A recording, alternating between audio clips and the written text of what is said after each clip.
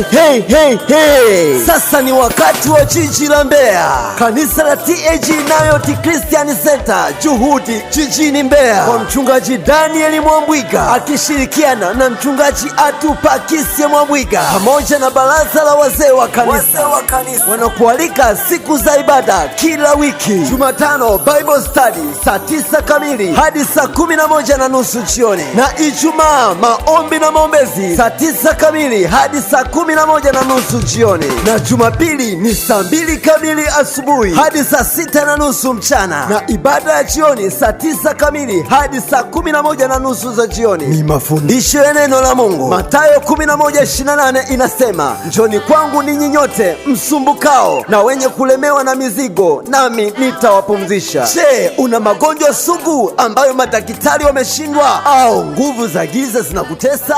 Je, unaota ndoto mbaya usiku? Kimbilia kwa Yesu leo.